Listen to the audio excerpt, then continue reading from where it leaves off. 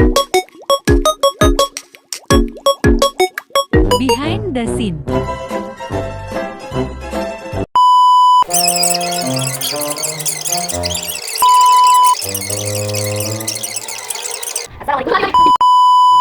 Assalamualaikum warahmatullahi wabarakatuh.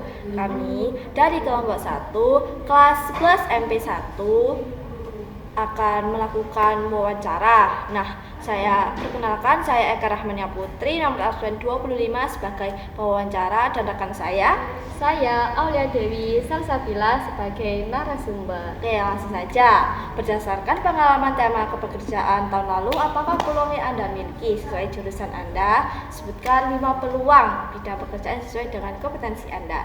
Yang pertama ada sekretaris. Sekretaris bertugas membantu pimpinan dalam berbagai hal administratif, seperti mengatur jadwal pimpinan, mengatur jalan kegiatan, menyaring informasi, dan menjadi penghubung yang baik dengan pihak eksternal. Yang kedua ada staf administrasi, bertugas membuat dan menyimpan berbagai dokumen seperti surat laporan, kontrak, dan dokumen-dokumen yang dibutuhkan oleh perusahaan.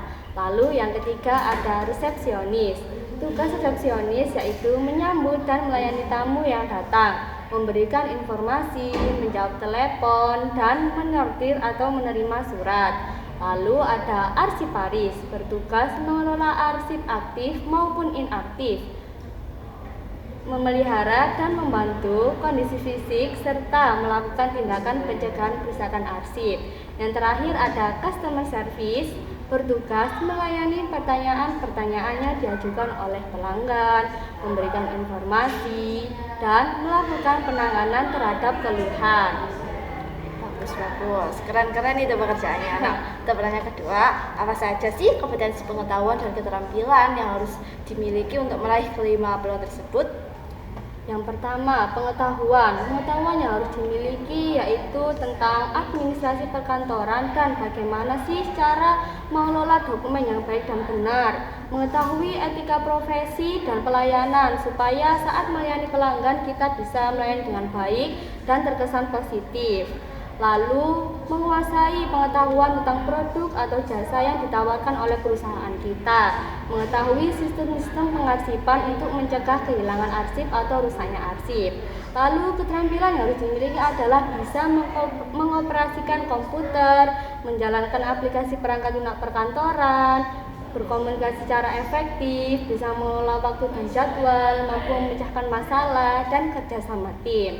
Lalu juga ada kemampuan berbahasa asing. Baik, untuk pertanyaan ketiga, sebutkan 5 dunia usaha dan dunia industri yang ingin Anda masuki. Sebutkan alasan, dukung alasan dan melakukan riset tentang dunia usaha dan industri yang Anda tuju tersebut. Yang pertama ada industri perbankan. Biasanya layanan perbankan itu membutuhkan staf administrasi, sekretaris. Dengan begitu, karir yang ditawarkan sangat jelas. Berdasarkan riset, biasanya saat rekrutmen pegawai menyantumkan kualifikasi lulusan perkantoran. Lalu yang kedua ada perusahaan telekomunikasi, merupakan perusahaan besar yang kompleks. Biasanya posisi administrasi dan sekretaris banyak dibutuhkan. Yang ketiga, rumah sakit. Dunia kesehatan pasti membutuhkan pengelolaan dokumen pasien, jadwal dokter, dan layanan administrasi. Lalu ada perusahaan manufaktur, banyak membutuhkan admin logistik, produksi, serta memiliki peluang bekerja di back office hingga sekretaris. Lalu yang terakhir ada layanan pendidikan, biasanya membutuhkan staf admin untuk mengelola dokumen siswa, jadwal pelajaran, surat menyurat, lingkungan kerjanya edukatif dan dinamis. Banyak sekolah membuka lowongan admin akademik. Wah, ini ada form nih. Bikinnya ini bagus banget. Saya akan menanyakan tentang ini. Bagaimana persiapanmu agar bisa bergabung dengan salah satu dari kelima dunia industri tersebut?